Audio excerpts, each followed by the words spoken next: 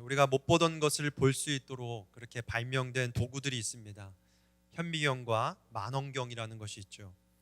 현미경은 작은 것을 보게 해주었고 만원경은 멀리 있는 것을 보게 해주었습니다.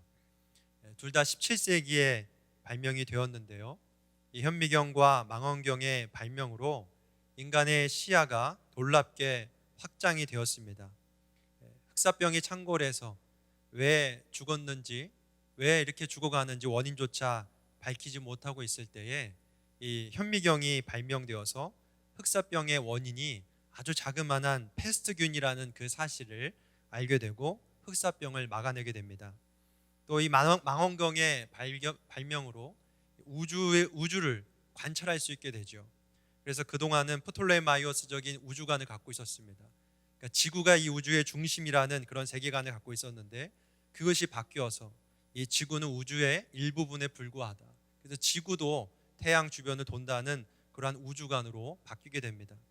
이러한 현미경과 만원경이 우리의 인간의 시야를 넓혀줌으로써 그 이후로 과학혁명이 일어나고 인간의 삶이 바뀌게 된 것이죠. 우리가 본다는 것, 무엇을 볼 수 있다는 것은 우리의 인생의 패러다임을 바꿀 만큼 중요한 일이라고 할 수 있습니다.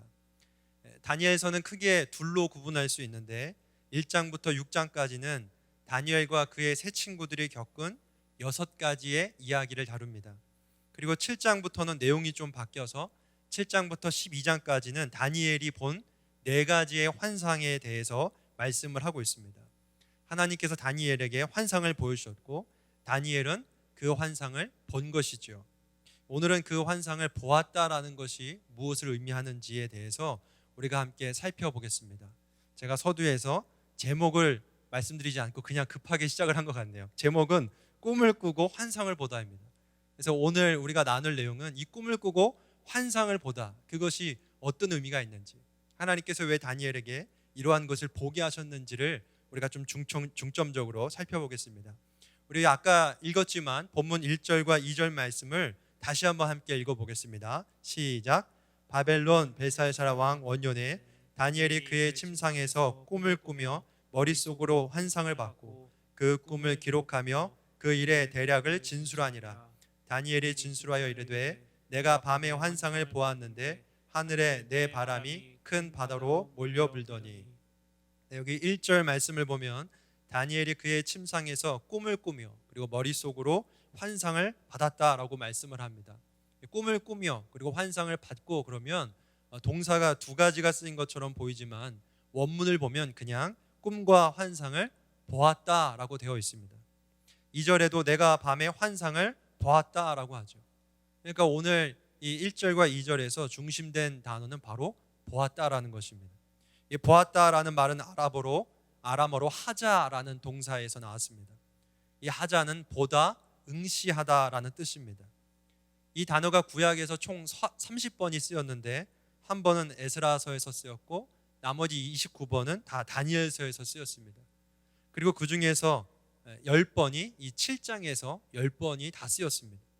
그러니까 오늘 이 7장 전체에서 중요한 것 바로 보았다라는 것이죠. 다니엘이 무언가를 보았다라는 것, 하나님이 다니엘에게 무언가를 보여주셨다라는 것, 이것은 굉장히 중요합니다. 그렇다면 다니엘이 본 것은 무엇입니까? 꿈과 환상이었습니다. 본문에서 꿈과 환상은 거의 같은 의미로 쓰입니다. 구별할 필요가 없습니다. 그래서 나중에는 그냥 환상이라고 하죠. 다니엘이 환상을 보았다라고만 표현을 합니다. 이 환상은 하나님이 하나님의 뜻을 계시하시는 데 사용하는 도구입니다. 그런데 하나님의 계시 중에서도 이 다니엘이 본 환상, 특별히 다니엘서 전체에 나타나는 환상은 묵시라고 그렇게 부릅니다. 이러한 이 묵시를 담은 다니엘서를 우리는 이 장르를 묵시적 예언이다 또는 묵시 문학이다라고 부릅니다. 그래서 구약 성경에서 대표적으로 이 묵시 문학이 다니엘서가 있고, 그리고 신약 성경에서는 요한계시록이 있죠. 그래서 요한계시록을 옛날에는 요한 묵시록이다 그렇게도 부른 적이 있습니다. 그렇다면 묵시가 무엇일까요? 이 묵시의 특징을 제가 잠깐 4가지로 말씀을 드리려고 합니다. 첫 번째는 이 묵시의 특징이 매우 상징적이라는 것이에요. 예를 들어서 7장에 오늘은 살펴보지 않겠지만 환상의 내용을 보면 네 짐승의 환상이 나옵니다.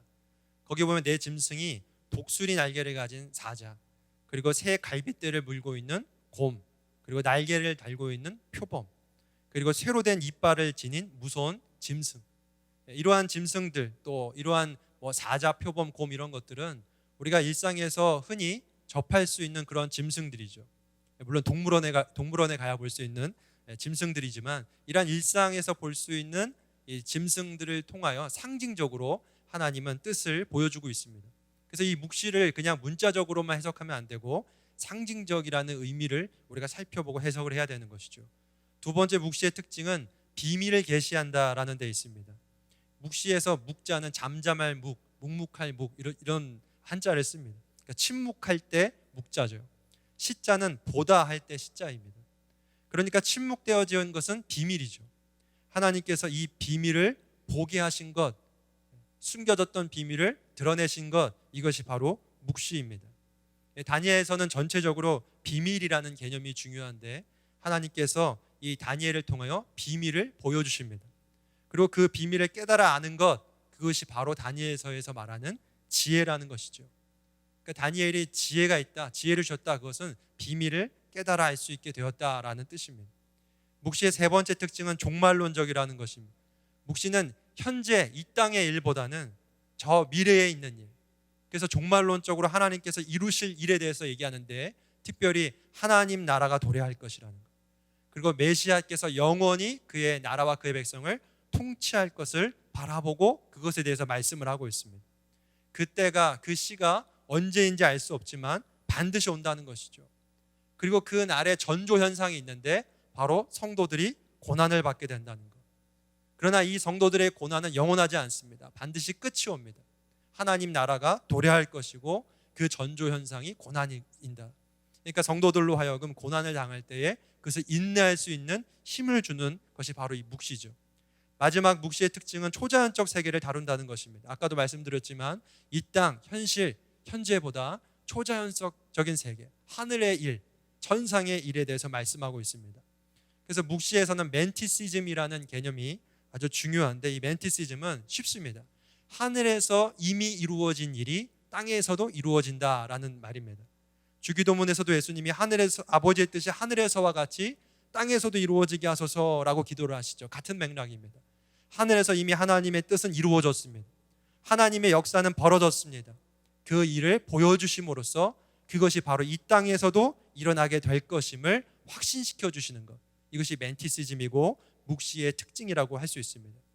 그러니까 이 묵시의 특징을 종합해 보면, 하나님께서 현실 너머에 있는 것을 보여주심으로써, 그러니까 하늘의 일을 하나님께서 보여주심으로써 앞으로 되어질 일, 하나님의 백성들에게 이루어질 일을 확신하게 하시고 인내와 소망으로 살게 하는 것, 이것이 바로 묵시의 특징이라 할 수 있습니다.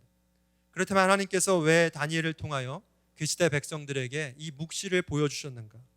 1절에 보면 시대의 배경이 나오죠. 바로 바벨론 벨사살 왕 원년이다, 이렇게 되어 있습니다. 벨사살은 느부갓네살의 손자입니다. 이 벨사살 원년은 유다인들이 바벨론의 포로로 1차, 2차, 3차에 걸쳐서 잡혀가는데, 그 1차 포로 사건이 있은 후 대략 60년이 지났을 때입니다. 여러분, 예레미야가 몇 년이 지나면 포로 귀환을 한다고 예언을 한 적 있죠? 70년이죠. 그러니까 이때가 거의 60년이 다 됐을 때입니다. 그런데 그들의 보는 현실은 너무 답답했습니다. 바벨론은 여전히 건재했습니다. 바벨론은 망할 것 같지 않은 거예요. 그들이 보는 저 이방에는 여전히 힘이 셌어요. 악인들은 여전히 창궐합니다. 그리고 그들은, 자기 의인으로 여기는 이스라엘 백성들은 어떻죠? 여전히 포로 가운데 있는 거예요. 억압을 당하고 있습니다. 신앙인으로 율법을 지키고 신실하게 살려고 하면 할수록, 우리 다니엘서 1장부터 6장에서 본 것처럼 그들에게는 핍박이 따릅니다. 죽음의 위협이 찾아오고 있어요. 그래서 절망할 수밖에 없는 그 상황에서 많은 신앙인들이 자기의 신앙을 포기하고 있는 거예요. 그래서 이방인들처럼, 바벨론 사람들처럼 그들의 문화와 종교에 적응해서 그냥 이방 사람들처럼 살아가는 사람들이 날로 늘고 있을 때였습니다. 다니엘이 본 환상, 이 묵시는 그들에게 현실 너머의 세계를 보여주고 있는 것입니다. 이것은 현실을 부정하고 있는 것이 아니죠. 하나님은 그들에게 이 묵시를 통하여 그들의 시야를 넓혀주고 있는 거예요. 너희들이 보고 있는 이 땅이 전부가 아니라는 거예요. 너희들이 겪고 있는 이 현실이 전부가 아니라는 것입니다. 하늘에 일이 있다라는 거예요. 영적인 세계가 있다는 겁니다. 물질 세계 너머의 영적인 세계를 보라는 것이죠. 자연 세계 일이 전부가 아니라 저 초자연적인 세계가 지금 일이 벌어지고 있는데 그것을 보도록 하는 것이 바로 묵시라는 것입니다.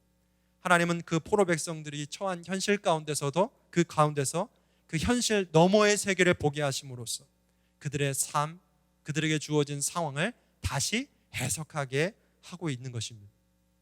믿음을 지키기 위해서 너희들이 고난을 받겠지만 그것으로 너희들의 운명이 결정짓지 않는다.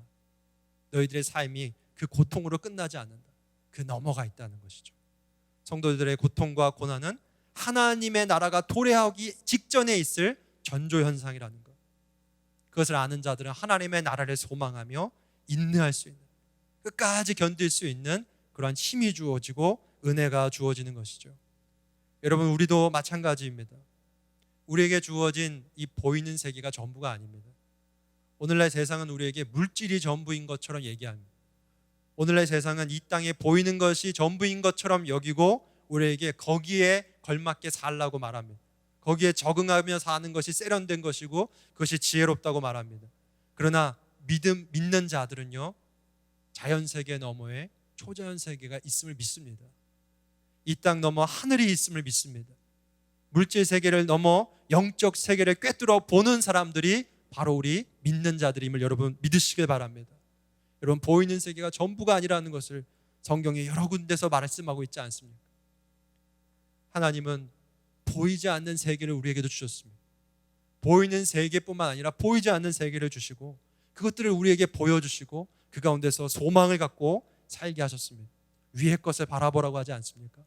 위의 것을 바라보게 하심으로써 우리가 쫓아야 할 가치, 우리가 살아내야 할 삶이 무엇인지를 분별할 수 있는 눈을 주셨습니다. 이 땅이 전부인 것 마냥 집착하고 있는 사람들에게 이 땅이 전부가 아닌 것처럼 살 수 있는 힘을 주셨어요. 더 고상한 가치를 쫓아 살 수 있는 더 신비로운 삶을 우리에게 주셨다라는 것입니다. 세상이 우리에게 너는 성공했고 너는 성공하지 않았어, 너는 실패했어라고 등급을 매기는 그러한 불합리한 결정과 판결에 아랑곳하지 않을 수 있는 그러한 용기를 하나님이 주셨습니다. 어떻게 주셨죠? 그 현실 너머의 세계를 볼 수 있는 믿음의 눈을 열어주심으로, 세상이 보는 눈대로 사는 것이 아니라 주님이 우리를 보시는 그 눈대로, 하나님이 우리를 자녀 삼아 주셨기 때문에 우리의 존재를 발견하고 하나님이 우리를 지금도 붙들고 계시기 때문에 믿음의 눈으로 그 하나님을 바라봄으로 살 수 있는 그러한 힘을, 소망을, 그러한 은혜를 주셨음을 믿으시길 바랍니다. 다니엘이 본 환상은 포로 백성들에게 그들의 현실을 어떻게 바라봐야 할지, 그리고 그들이 이제 어떻게 살아야 할지 방향을 제시해 줍니다. 그리고 그렇게 살 수 있는 힘을 주고 있는 것이죠. 여러분, 그렇다면 오늘날 우리에게도 하나님이 이러한 것들을 보여주고 있는데 하나님은 우리에게 무엇을 보라고 하십니까? 오늘 우리에게 무엇을 보여주고 계십니까? 아까 묵시는 비밀을 보여주는 것이라고 했습니다. 그런데 그들에게 굉장히 상징적으로, 그들에게 많이 정확하게 구체적으로 알 수 없는 방법으로 그들에게 보여주셨다면 오늘날 우리에게는 이 비밀을 너무나도 확연하고 구체적으로 보여주셨습니다. 주님은 우리에게 그 비밀의 실체를 분명히 밝혀 보여주셨습니다. 골로새 1장 26절은 이렇게 말씀합니다. 이 비밀은 만세와 만대로부터 감춰졌던 것인데 이제는 그의 성도들에게 나타났고, 사도 바울은 하나님께서 성도들에게, 바로 우리들에게 감추었던 그 비밀을 보여주셨다. 마지막 부분에 나타났다라고 하는데 이 원어를 보면 이것이 바로 계시하다, 보여주다라는 뜻입니다. 주님이 우리에게 이 비밀을, 감추었던 비밀을 성도들에게 보여주셨습니다. 그 다음 절 27절 말씀 우리 함께 읽겠습니다. 시작. 하나님이 그들로 하여금 이 비밀의 영광이 이방인 가운데 얼마나 풍성한지를 알게 하려 하심이라. 이 비밀은 너희 안에 계신 그리스도시니 곧 영광의 소망이니라. 아멘. 하나님께서 보여주신 비밀, 그것이 바로 무엇입니까? 그리스도시니 곧 영광의 소망이다 라고 말씀하십니다. 그 그리스도를 볼 때에 우리에게 주어진 그 영적인 일들이 얼마나 풍성한지, 얼마나 영광스러운지를 알게 하셨다라고 합니다. 결국 다니엘의 환상을 통해 주는 그 묵시, 보여주는 그 묵시도 현실 내음의 세계를 보여주면서 누구를 응시하게 하는 거죠? 영광의 소망 대신 그리스도를 응시하게 하시는 것이죠. 그런데 이것이 우리에게 밝히 보여줬다는 겁니다. 그래서 다니엘 시대에 그 묵시를 그 백성들에게 보여주셨듯이 오늘날 우리에게 그리스도를 보게 하십니다. 믿음의 눈을 열어 가렸던 그 그리스도, 우리에게 밝히 열어 보게 하시는 것이죠. 우리는 예수 그리스도를 바라봄으로 하늘의 신비를 바라봅니다. 그리스도를 바라봄으로 감춰졌던 하나님의 비밀이, 그 나라의 영광이 보여지는 줄 믿으시길 바랍니다. 그리스도를 통하여 영광의 소망을 보게 되는 줄 믿으시길 바랍니다. 다니엘서의 오늘 본문에 다시 주목해서 볼 것은 이 다니엘이 환상을 보았다고 하는데 자신만 본 것이 아니라 그것을 기록하며 진술하였다라고 말합니다. 우리 1절 말씀 다시 한번 보면 바벨론 벨사살 왕 원년에 다니엘이 그의 침상에서 꿈을 꾸며 머릿속으로 환상을 받고 그 꿈을 기록하며 그 일의 대략을 진술하니라. 그 환상을 기록하고 진술하였다. 여러분, 이것이 무엇을 의미합니까? 다니엘이 본 것으로 끝난 것이 아니라 그것을 포로 백성들에게 전했다라는 거예요. 다음 세대들에게 알려줬다라는 것입니다. 여러분, 우리가 그리스도를 통하여 그 하늘의 신비를 보았습니까? 하나님의 영광을 보았습니까? 그렇다면 우리뿐만 아니라 또한 보게 해야 합니다. 이제 7월부터 또 8월까지 다음 세대 여름성경학교 또 수련회가 계속 진행됩니다. 여러분, 이것은 우리가 본 그 그리스도의 영광을 아이들에게, 청년들에게 보게 하는 것입니다. 보게 해야 합니다. 여러분, 지금 그 아이들이, 그 청년들이 무엇을 보고 있습니까? 세상에서 그들이 보고 있는 것은 무엇입니까? 얼마 전에 담임 목사님께서 우리나라의 자살률이 높다고 하셨습니다. 특별히 청년 자살률이 좀 심각하다는 말씀을 하셨습니다. 그래서 제가 기사를 찾아보니까 청년들의 고독사가 늘고 있다는 겁니다. 동아일보와 잡코리아가 20대를 대상으로 설문조사를 했는데 10명 중에 8명의 20대들이 평소 우울감이나 좌절감을 겪고 있다라는 그런 대답을 했답니다. 80%가 20% 중에 80%가 이 세상을 바라보면서 우울감과 좌절감에 빠져 있다는 것입니다. 왜 그렇게 좌절감에 빠져 있을까? 그들이 취업 준비를 하지만 준비를 하면서 돈이 없습니다. 취업은 잘 안 됩니다. 부모님한테 미안하죠. 취업을 해보겠다고, 잘해보겠다고 방을 얻어서 따로 나와 살고 있는데 취업은 되지 않고, 되었다 할지라도 돈도 적고 환경도 열악한 곳에 취업하게 됩니다. 어떤 친구는 대기업에 갔다고 하는데 어떤 친구는 고액의 연봉을 받고 있는데 자신의 모습은 한없이 초라할 수가 없습니다. 사회가 너무나도 두렵고 계속해서 경쟁을 부추기는 그 사회 가운데에 은둔형 외톨이가 되는 청년들이 너무 많다는 거예요. 세상을 등지고 차라리 살아가는 거예요. 사람들과 관계를 끊고 그냥 살아가는 거예요. 그러다 보면 나 하나 없어져도 모르겠지. 그러면서 목숨을 끊는 그러한 청년들이 많이 있다라는 것입니다. 그들 눈앞에 있는 세상이 보여주는 것은 우울감과 절망만 일으키는 그런 세상입니다. 여러분, 이것은 청년들만의 이야기가 아닙니다. 우리 다음 세대들이 그 청년이 되겠죠. 그리고 여러분, 이 청년들과 다음 세대 이야기뿐만 아닙니다. 여러분, 사실 우리 어른들도 똑같이 이러한 우울감과 절망감을 이 세상 가운데 보고 있지 않습니까? 세상을 보면 우리에게 보여주는 답은 없습니다. 그들에게 정해주는 답은 너무나도 냉정합니다. 그 가운데서 우리가 봐야 할 것이 무엇입니까? 그 가운데서 우리 청년들에게, 다음 세대들에게 보여줘야 할 것이 무엇입니까? 현실을 직시하라고 하실 것입니까? 냉정하게 현실을 보고 열심히 살라고 말할 것입니까? 여러분, 우리는 이 땅 너머에, 현실 너머에 영적인 세계가 있음을 보여줘야 하지 않겠습니까? 우리의 영광의 소망 되시는 그리스도를 바라보라고 보여줘야 하지 않겠습니까? 이 땅을 살아갈 수 있는 자원은 돈뿐만이 아니라는 것, 이 땅의 명예와 인정만 우리를 살게 하는 자원이 아니라 하늘의 자원이 있음을, 저 천상에 하나님이 주시는 영적인 자원들이 있음을 보여줘야 하지 않겠습니까? 오늘 우리가 이 말씀을 끝내고 함께 부를 찬양이요, 내는 주의 영광을 보내요. 그 가사를 보면 우리 가운데 계신 주님, 그 빛난 영광 온 하늘을 덮고 그 찬송 온 땅 가득해 내 눈 주의 영광을 보네. 여러분, 우리가 먼저 이 금요기도회를 통하여서 주님의 영광을 보기를 원합니다. 그리고 우리뿐만 아니라 우리가 오늘 이 시간 간절히 기도하여서 하나님이 예레미야에게 부르짖으라고 했지 않습니까? 그러면 크고 은밀한 일을 보여주신다고 하지 않았습니까? 하나님, 우리에게도 보여주십시오. 우리뿐만 아니라 우리 여름 성경학교 수련회를 통하여 다음 세대 아이들에게, 청년들에게 이 세상이 보여줄 수 없는 영광의 소망 되신 그리스도를 주여 보여주시옵소서. 우리 이러한 기도가, 이러한 바람이 있는 가운데 하나님께서 하늘의 문을 여시고 보여주실 줄 믿습니다.